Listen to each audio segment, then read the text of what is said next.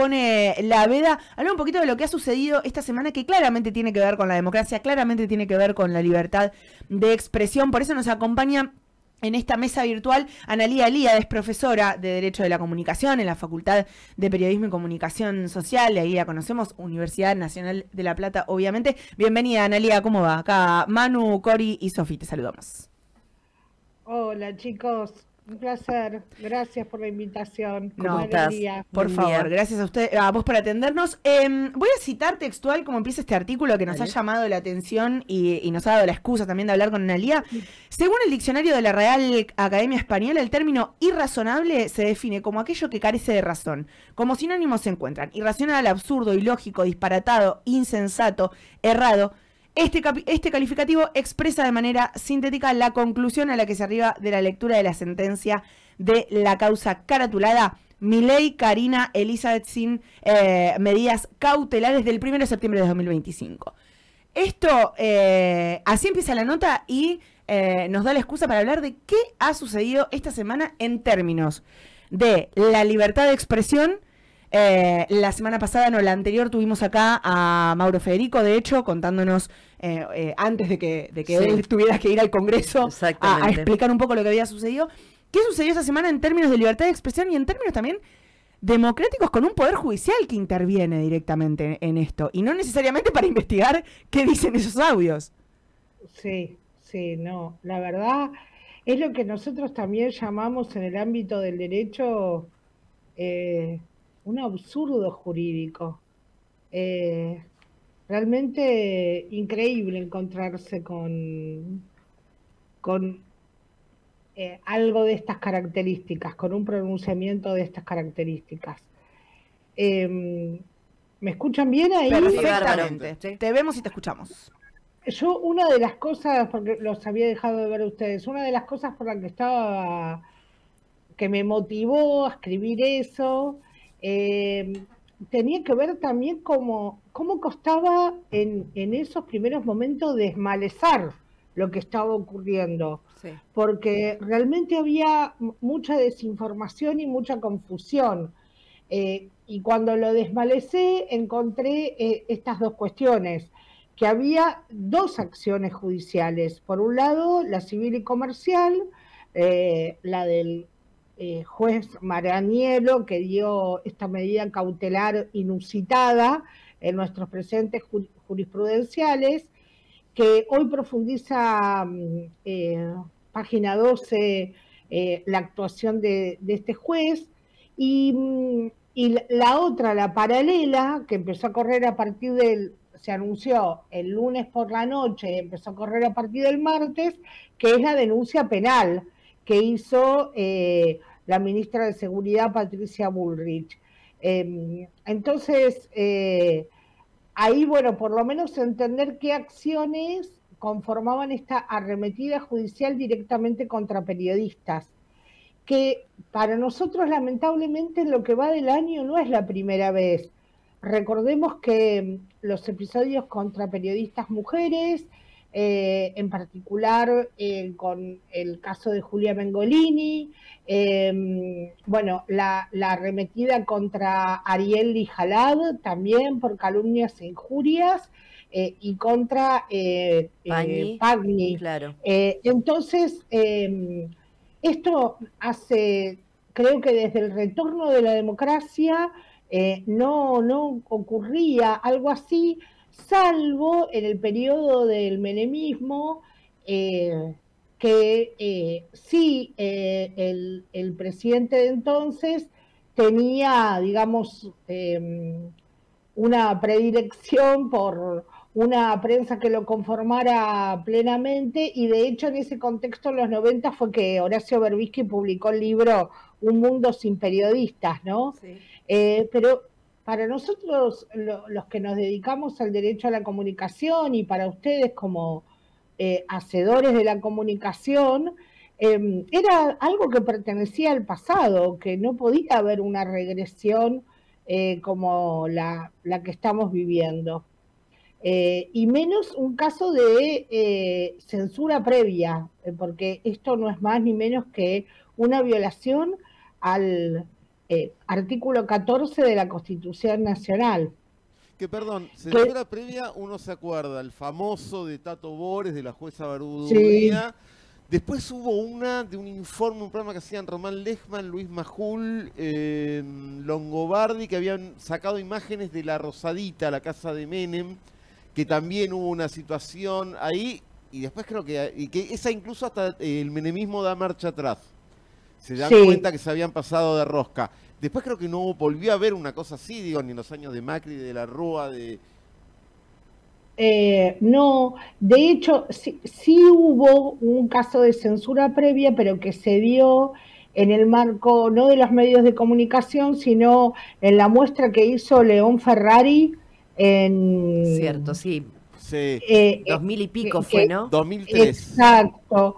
En la de León Ferrari también eso se consideró un acto de censura previa al clausurarse su muestra retrospectiva, ¿no? Sí. Está bien, pero la muestra se pudo hacer.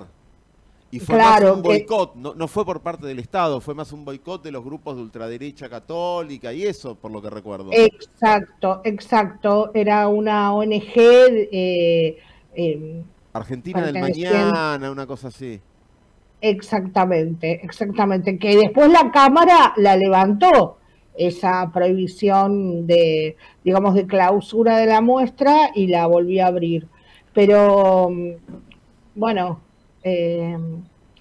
una de las cosas que quiero resaltar es que el 14 de la Constitución, con la prohibición de la censura previa, pertenece a la matriz profundamente liberal en la que se escribió la Constitución Argentina en 1853, ¿no? Nosotros fuimos pioneros en nuestra Constitución en contener una prohibición expresa de la censura previa, porque en los tratados internacionales de derechos humanos, la prohibición expresa de la censura recién la encontramos a partir de la Convención Americana de Derechos Humanos, en los 60, o en el Pacto de Derechos Civiles y Políticos también del 66 de la ONU.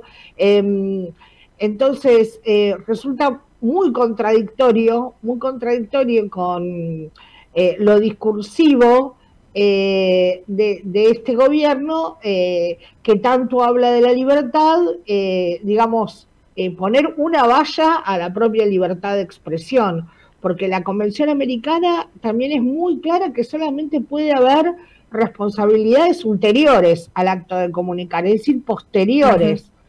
Y ayer hablándolo con Damián Loretti, porque volvemos a reflexionar sobre esta sentencia que nos parece tan irrazonable, volviendo al inicio que marcaba Sofi, toda la jurisprudencia que utiliza el juez Maraniello para hablar de esto es de responsabilidades ulteriores, no de censura.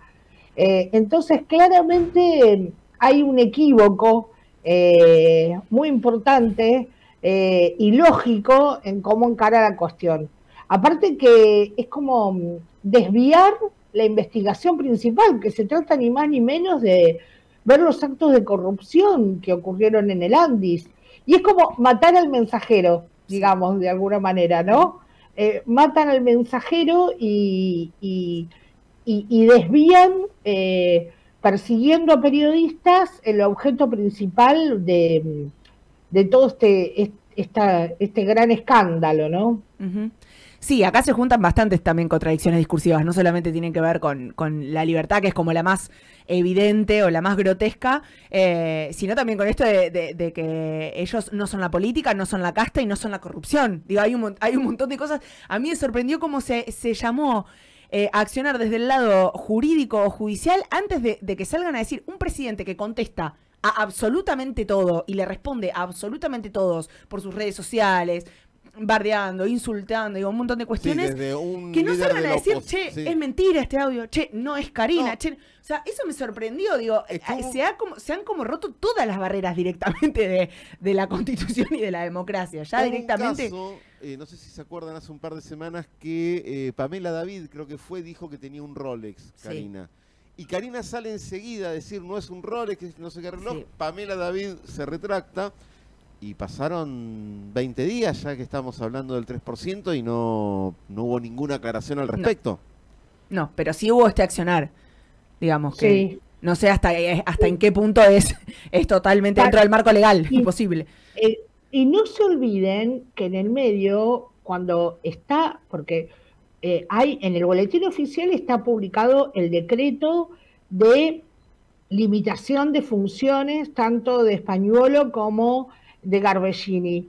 Y en los considerandos, es decir, en la motivación por la cual los echan a ellos dos como titular y director en la ANDIS respectivamente, hay un reconocimiento, porque dice, según los hechos de público conocimiento, que se refieren a este tema de los audios. Es decir, si nosotros vamos a la letra del decreto de remoción de estos funcionarios en la ANDIS, vamos a encontrar que el gobierno reconoce que hay una irregularidad en cuanto al desempeño de estos funcionarios. Y ya que estabas recordando lo de Pamela David, yo tampoco me quiero olvidar de otro hecho muy reciente, de una sentencia muy reciente, y de acá, de la Justicia Federal de La Plata, con respecto a Ian Moche, ¿no? Sí. Eso también hay que tenerlo en cuenta, porque realmente es otra de las sentencias que en este momento se encuentra también, digamos, apelada, porque el presidente se negó a remover, digamos, un mensaje que afectaba a este niño, ¿no? Sí. Sí, por eso me cuesta capaz comprender como la estrategia, porque digo, hasta le sale contestar a un niño de 12 años por Twitter, con autismo, digo, y de esto no se ha no se ha dicho nada al respecto, digo, sea verdad o mentira, no han respondido. Sí con este accionar, digamos, pero no han salido a hablar ni a declarar absolutamente nada, más allá de, en el cierre de campaña, la bancada de Milei a su hermana, que hoy repasábamos más temprano, pero no se ha hablado del audio en sí, en el que se le escucha a ella, o del audio en el que se le nombra de Spagnuolo, digo, no ha habido respuesta. Eso también me llamó la atención, porque le responde al Espósito el presidente. Ahí está el desvío de la investigación. Se desviaron en investigar a periodistas y en tratar de acallar, y no en ir al fondo de la cuestión, que es ver qué ocurrió, o sea, si hay un cohecho, si hay un delito, si hay un acto de corrupción, investigar eso. Se lo ha desviado por completo, ¿no? Analía, ha sido clarísima, te queremos agradecer muchísimo este ratito para Radio Estación Sur, muy amable además de sumarte a esta mesa virtual, te agradecemos. No, la agradecida soy yo, y los felicito por la tarea que hacen y por el prestigio que tiene la emisora. Muchas gracias, Analía. Bueno, hasta luego. Nos vemos. Nos vemos, hasta luego. Pasaba ahí Analía Elíades, profesora de Derecho de la Comunicación. ¿Vos rendiste con Analía Elíades? No, ¿sabés que no rendí Derecho a la Comunicación? Porque era optativa. Ay, no te puedo. No la opté. No la opté. Sí, no. Gran pueblo periodismo. El derecho y yo no rendí Derecho a la Comunicación. ¿Cómo te fue? Bien, me saqué un 8. ¿Con Analía?